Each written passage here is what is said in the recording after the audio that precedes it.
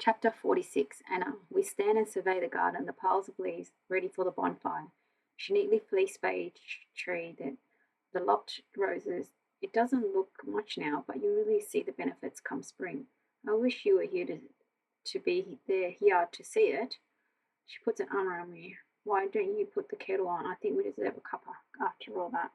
I leave her standing in the garden, and it's only when I've kicked off my willies and the door is closed that the kettle is whistling on the egger. Then I look out and see that she's crying. Her lips are moving. She's talking to her plant, saying goodbye to her garden.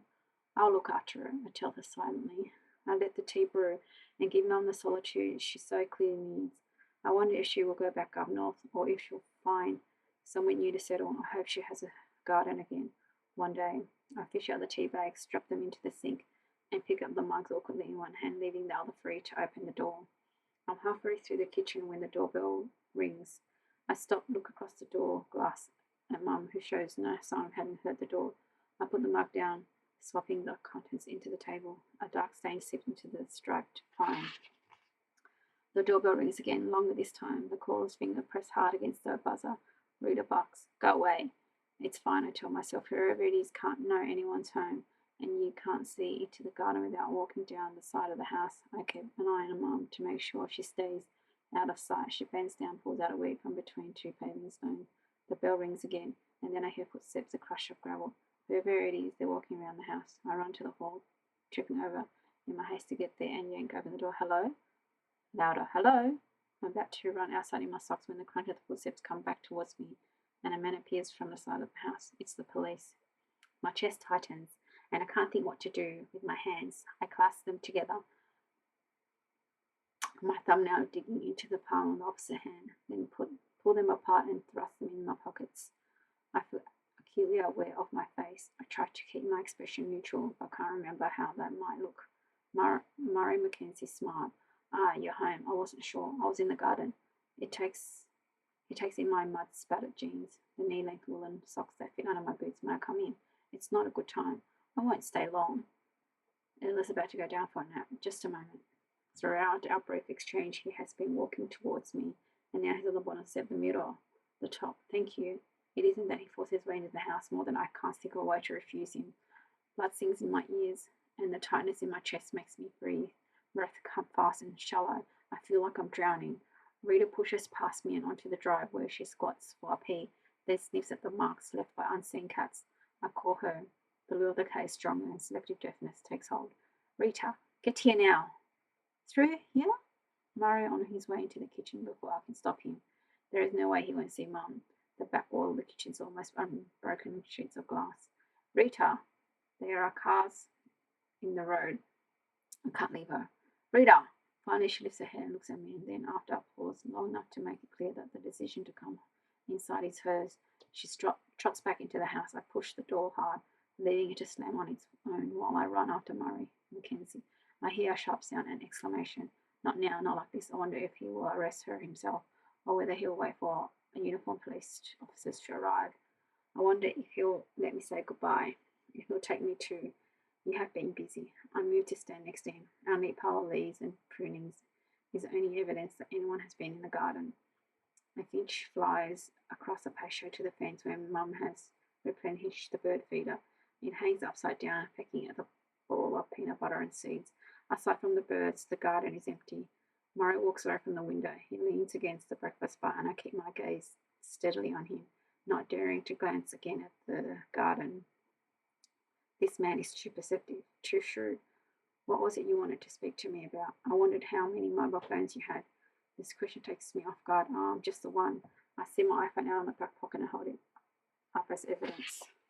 No others? No, I had a second phone for work, but I handed that back when I went on maternity leave. Do you remember what the brand was? Nokia, I think. What's all this about?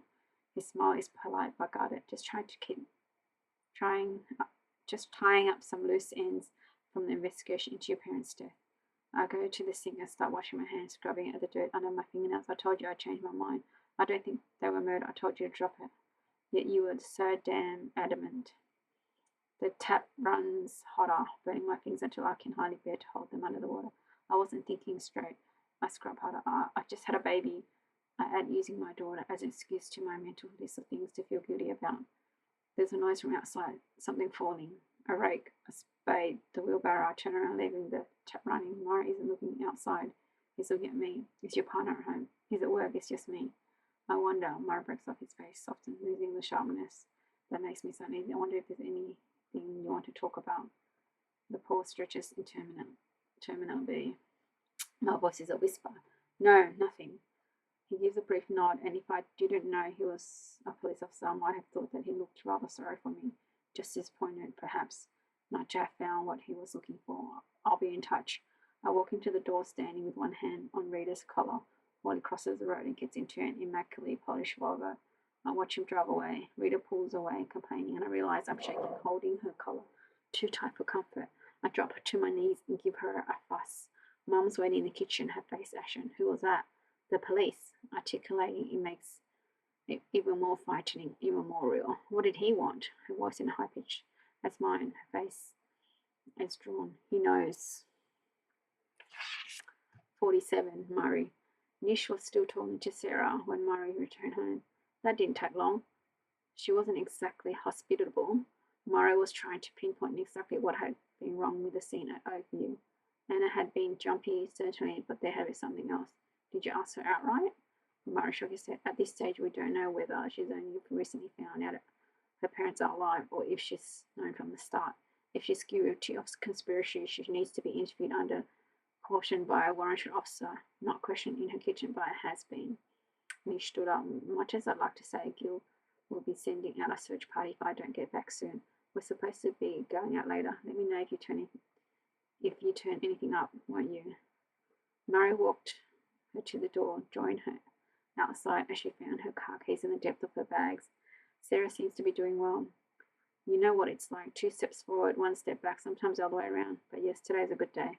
He watched Nish drive away, raising a hand as she turned the corner. Back inside, Sarah had spread out Caroline Johnson's bank statement that had been examined at the time of Caroline's apparent suicide. A summary note on file concluding they held nothing of interest. There had been no large payments or transfers immediately prior to Caroline's apparent suicide, no activity abroad that might hint at a pre-planned hideaway. Sarah moved her fingers down the row of fingers, and Murray settled on the sofa with Caroline's diary. He marked with post-it notes the period in the diary between Tom's disappearance and Caroline's. Did the pair meet up, make arrangements? Murray scoured the pages for coded reminders, but found only appointments, list of things to do, and scribbled reminders to buy milk or call solicitor. 100 quid's a lot to take out of a cash point, don't you think? Murray looked up. Sarah was running a neon pink highlighter across a statement.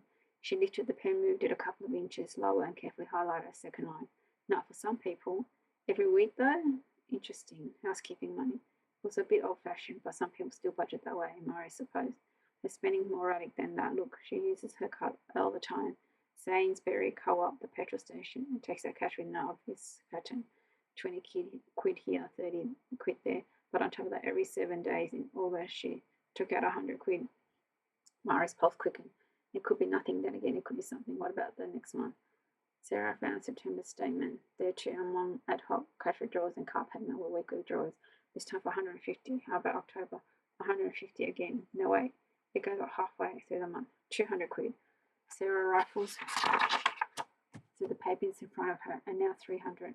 From mid-November right up to the day before she disappeared, she dragged the nib of the highlight across the last few lines and handed the shapeless statement to Murray. She was paying someone, or paying them off. Anna? Murray shook his head. He was thinking about the 999 calls that had come from Oakview, the pocket notebook entry describing Caroline Johnson as emotional, following the report of a domestic from the next-door neighbour, Robert Drake. The Johnsons' marriage had been a tempestuous one, possibly even a violent one. Ever since Murray had realised the Johnsons had faked their death, he had looked at Caroline as a suspect, but she was also a victim. I think Caroline was being blackmailed by Tom because she cashed in his life assurance. Murray didn't answer. He was still trying to work through the possibilities. If Tom had been blackmailed Caroline and she had been paying up, that meant she'd been scared enough to fake her own death to get away. Murray picked up her diary. He had already been through it several times, but back then he had been looking for leads on why Caroline had been at Beecherhead, not where he'd gone afterwards. He scoured the leaflets and scraper paper tucked into the back, hoping he'd find a receipt, a train timetable, a scribbled note with an address. There was nothing. Where would you go if you wanted to disappear? Sarah thought. Somewhere I knew, but where no one knew me. Somewhere I felt safe. Maybe a place I knew from way back. Murray's mobile rang. Hi, Sean, what can I do for you? It's more what I can do for you. I've had the results back on reverse IMEI search on the handset of yours, which tells us what exactly. Sean laughed. When you brought me the job, I checked the network to see what handset the SIM card had been used in, right? Right, and you traced it back to phones for in Brighton. Okay, so the same thing can happen in reverse. It just takes a bit longer. I asked the network to tell me if the handset had appeared on the system at any point since the witness call from Beecherhead. He paused and he hands. Murray felt a surge of excitement. What is it? Sarah mouthed, but he couldn't answer. He was listening to Sean. The offender put a new pay-as-you-go SIM card in it, and he popped up on Vodafone back in the spring. I don't suppose I know who what calls they made. Come on, Murray. You know me better than that. You got a pen, a couple of mobiles, and a landline that might just give you a location for your man. Or woman, Murray thought. He wrote down the numbers, trying not to be distracted by Sarah, who was flapping her arms at him to manage to know what had got him so excited. Thanks, Sean. I owe you one. You owe me more than one, mate. The call finished, and Murray grinned at Sarah, feeling her what the high-tech crime officers had told him. He spun his notebook around until the list of phone numbers faced Sarah and marked an asterisk beside the only landline. Do you want to do the honours? Then it was Murray's turn to wait, while Sarah spoke to an inaudible voice on the end of the phone. When she finished, he held up his hand. Well, Sarah put a push for us. Our Ladies Preparatory, a private school. What did a prep school have to do with Tom and Caroline Johnson? Murray wondered if they were heading up a blind alley. The fake witness call, allegedly from Diane Brent Taylor, had been made last May, 10 months before the mobile had been used again with a different SIM. It could have passed through any number of hands in the meantime. Where's the school? Derbyshire. Murray thought for a moment. He turned over the diary in his hand, remembering the photo that had fallen out from between the pages when Anna Johnson had handed it to him. A youth from Carolina holiday with their old school friend. Mum said they had the best time. They'd been in a pub garden, a wagon, and horses on the sign above them, about as far as you can get from the sea. He opened Safari on his phone and Googled wagon and horses pub UK. Christ, there were pages of them. He tried a different tack, looked up furthest point in UK from the sea. Cotton in the Elms, Derbyshire. Murray had never heard of it, but a final Google search, wagon and horse Derbyshire, gave him what he wanted. Tied up since the photo and with a new sign and hanging basket, but undeniably the same pub that Caroline had friend had visited all those years ago. Luxury B&B, best breakfast in the Peak District. Free Wi-Fi. Murray looked at Sarah. Fancy a holiday?